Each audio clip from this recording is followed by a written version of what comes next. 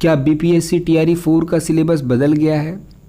चर्चा का विषय है कि सिलेबस पूरा बदला है या सिलेबस की सिर्फ पीटी पेपर 1, जिसमें हम लोग कह रहे हैं कि पीटी एग्ज़ाम का सिलेबस बदला है। न्यूज़पेपर की क्लिपिंग क्या बताती है और वायरल जो लेटर जारी हुआ है उसके बारे में क्या राय है, क्या उसका सच्चाई है, उसके बारे में हम लोग बात करेंगे आज के इस वीडियो में। तो बने रहिए वीडियो के अंत तक।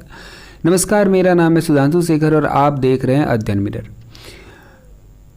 तो दोस्तों, बीपीएससी टीआरई 4 के सिलेबस के बारे में जैसा कि अभी कल एक न्यूज़पेपर की क्लिप आई थी, जैसा कि आप देख सकते हैं स्क्रीन पर, यहाँ पर साफ साफ लिखा है टीआरई 4 में पीटी में बाल मनोविज्ञान व जीएस के 50-50% पूछे जाएंगे प्रश्न। अर्थात पहले चर्चा का विषय ये था कि पीटी में सिर्फ जीके जीएस के प्रश्न होंगे। जो विषय स्पेसिफिक जो छात्र रहे होंगे, जिनको विषय की जो अपनी तैयारी कर रहे हैं काफ़ी समय से, उनके लिए जीके जीएस पढ़ना या फिर जीके जीएस फोकस्ड होकर तैयारी करना, फिर सेकंड पेपर मेंस के लिए आपको फिर से सब्जेक्ट स्पेसिफिक बनना, ये काफ़ी दुविधा का विषय लग रहा था, छात्रों के लिए परेशानी जैसा था। इसके बारे में छात्र संघों ने शिक्षा विभाग के समक्ष अपना मांग रखा था और पीटी के सिलेबस के बारे में कुछ संशोधन करने के बारे में चर्चाएं हुई थी, जिसको लेकर कल 24 अगस्त को एक लेटर न्यूज़ में वायरल हो रही थी। जिस लेटर ये है, मैं आपको यहाँ पर दिखा रहा हूँ। ये लेटर देखिए, राजीव रोशन जो सचिव हैं वो भेजे हैं। किसको भेजे हैं? बिहार लोक सेवा आयोग अध्यक्ष पटना। तो इसमें विषय क्या रखा गया है? शिक्षक भर्ती परीक्षा टीआरई 4 के संबंध में। ध्यान रहे कि ये लेटर अभी अनुशंसा के लिए, मतलब अनुरोध के तौर पर भेजी गई है। अभी बीपीएससी की का स्वीकारोक्ति या बीपीएससी का पुष्टि करने का कोई खबर या आधिकारिक खबर अभी प्राप्त नहीं हुआ है। ये लेटर भी किसी आधिकारिक सोर्स से प्राप्त नहीं हुआ है। सोशल मीडिया में ये लेटर बैकडोर से काफ़ी घूम रहा है, वायरल हो रहा है, जिसको 90% लोग सच ही मान रहे हैं। और जब ये न्यूज़ आई उसके बाद न्यूज़पेपर में भी इसकी खबर छपी थी, तो आधिकारिक तौर पे हो या ना हो, लेकिन लोग इसे 90% सच ही मान रहे हैं। अब आते हैं हम लोग इस लेटर के विषय पर कि इसमें क्या चीज़ कुछ कहा गया है। तो जैसे कि हम लोग यहाँ पर देख पा रहे हैं, टीआरई 4 के संदर्भ में अनुरोध किया गया था, उसके बारे में ये चर्चा की जा रही है।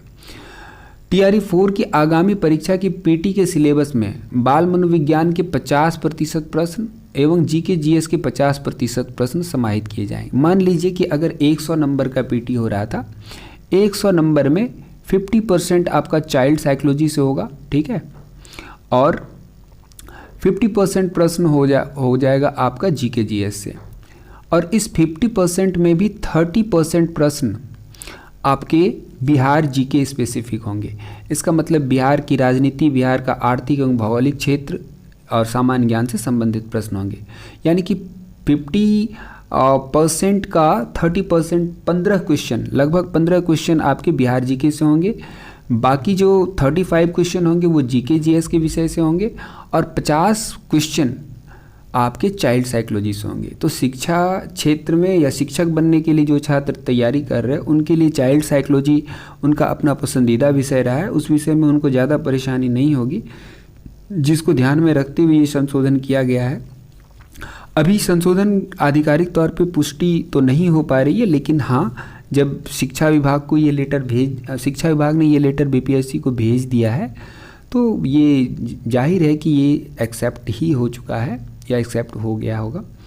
इसमें देखिए साफ साफ लिखा है, अंतिम पंक्ति को हम लोग ध्यान से पढ़ेंगे कि उपरोक्त के मद्देनज़र अनुरोध है कि छात्र संघों द्वारा उठाए गए कतिपय मांगों के संबंध में अग्रेतर कार्रवाई करने की कृपा की जाए।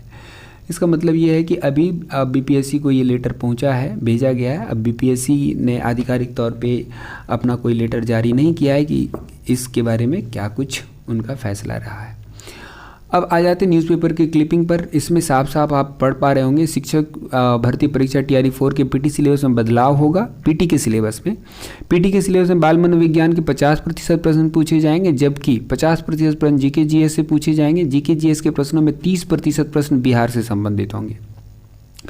और इसमें छात्रों का एक और भी कुछ कहना था कि 1 कैंडिडेट 1 रिजल्ट का भी डिमांड कर रहे थे छात्र लोग, जो कि जायज़ सी बात है, क्योंकि बहुत बार ऐसा देखा गया है कि एक ही स्टूडेंट अलग अलग पोस्ट पर सेलेक्ट हो जाते हैं। जैसे कि किसी ने 6 to 8 का फॉर्म भरा है और 9 to 10 का भी फॉर्म भरा है और फिर वो 11-12 का भी फॉर्म भरा है, और इसमें से अगर वो तीनों एग्ज़ाम क्वालिफाई कर जाते हैं और उसमें किसी एक को वो ज्वाइन करते हैं, अगर 11-12 वाले को ज्वाइन करते हैं, तो बाकी ये 2 पोस्ट उनके नाम पे वैकेंट रह जाती है। इस तरह से पूरे वैकेंसी में, पूरे बहाली में बहुत सारी सीट्स वैकेंट रह जाते हैं। इसीलिए अभ्यर्थियों का ये मांग था कि 1 कैंडिडेट 1 रिज़ल्ट दिया जाए, ताकि फॉर्म भरने के टाइम में उनसे कुछ ये एग्रीमेंट या उनसे कुछ राय ले लिया जाए कि आपको किसी तीनों में से किसी एक ही पोस्ट पर दावेदारी अपनी रखनी चाहिए या रखनी है।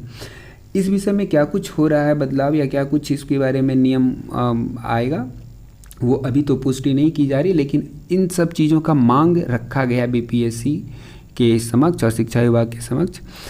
अब जैसे इसमें कुछ कोई अपडेट निकल कर आती है तो ज़रूर मैं उसे आप तक पहुंचाऊंगा।